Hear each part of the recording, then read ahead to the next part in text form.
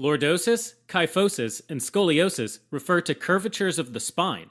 Lordosis refers to the normal inward curvatures of the spine at the cervical and lumbar regions, while kyphosis refers to the normal outward curvature of the spine, specifically at the thoracic region. These terms get used interchangeably with hyperlordosis and hyperkyphosis, which means that the curves look abnormally pronounced. Finally, there's scoliosis, which always refers to the abnormal sideways curvatures of the spine. Now, the bony spine is made of vertebral bones, and there are intervertebral discs that sit between adjacent vertebrae. The spine is made of 33 vertebrae, which can be divided into 5 regions.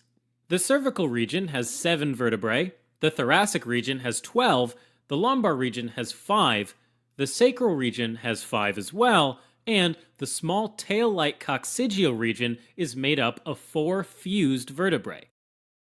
Normally, the cervical and the lumbar spines slightly curve inward. This results from the fact that the intervertebral discs in these 2 regions are thicker anteriorly than posteriorly, which causes this part of the spine to lean forward.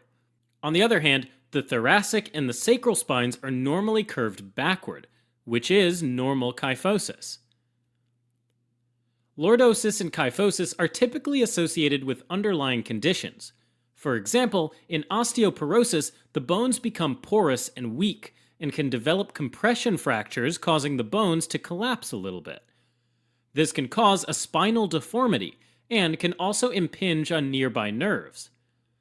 Misaligned vertebrae can also exert too much pressure on the intervertebral discs, causing them to degenerate.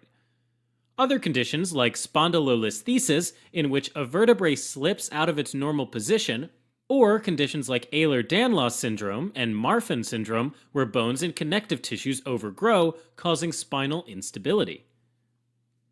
Obesity can also put excess unbalanced weight on the spine, causing it to deform. Other causes include inflammation of the intervertebral discs, which can happen from overuse due to a sports injury or lifting weights in an inappropriate way. Lordosis typically affects the lumbar region, and can specifically result from the trunk flexors and the hip extensors becoming too weak to balance the action of trunk extensors and hip flexors. When that happens, the lumbar spine gets overextended, causing it to progressively curve inwards, causing lumbar lordosis. Lordosis results in an incurved back in the cervical or lumbar spine. Kyphosis mainly affects the thoracic spine. It usually occurs when the front of the thoracic vertebrae gets deformed or crushed, causing this part of the spine to excessively bend forward. Kyphosis typically results in a rounded back in the thoracic spine, which looks like a hump in the upper back. There are a few types of kyphosis. First, there's postural kyphosis, which arises from repeated poor posture, like slouching for a long time. Postural kyphosis is most common in young females.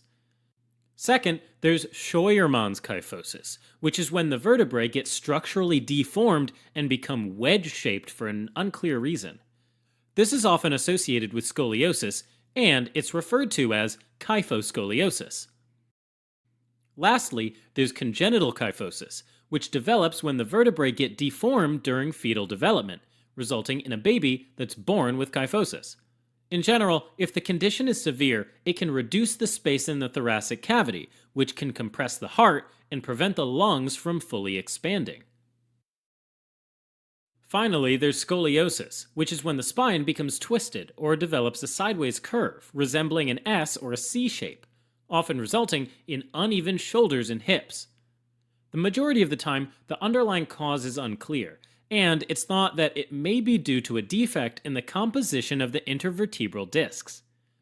These discs have a reduced amount of glycosaminoglycans, which changes their ability to act as shock absorbers, and causes the spine to become misshapen. Scoliosis is often seen in individuals with neuromuscular disorders that cause progressive muscle weakness, like cerebral palsy or muscular dystrophy. In severe scoliosis, there can be a deformity in the chest cavity, compressing the heart and the lungs, similar to what's seen in severe kyphosis. In terms of symptoms, spine deformities can cause mild to severe pain, and the stiffened spine can make it difficult to move. In severe kyphosis and scoliosis, the small thoracic cavity can lead to shortness of breath and an inability to exercise. The diagnoses for lordosis, kyphosis, and scoliosis are done by physical examination of the back. To figure out the extent of the spinal deformity, the Cobb angle can be measured.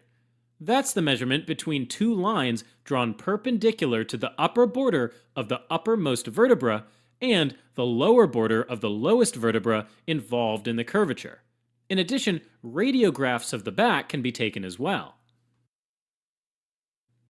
Treatment of lordosis, kyphosis, and scoliosis typically includes physical exercises to limit the disease progression and maintain the range of motion, as well as pain medication when it's needed. For children and young adolescents, fixing braces can sometimes help prevent further spinal deformity. In rare situations, surgery may be needed. Alright, as a quick recap. Lordosis and kyphosis are usually secondary to diseases or injuries which deform the vertebrae and ligaments, such as vertebral fractures, spondylolisthesis, Ehlers-Danlos syndrome, and Marfan syndrome. Scoliosis is linked with some neuromuscular disorders like cerebral palsy or muscular dystrophy. In severe cases, lordosis, kyphosis, and scoliosis can cause back pain. And kyphosis and scoliosis may deform the chest, resulting in shortness of breath and cardiac failure. Treatment usually involves physical exercises, braces, and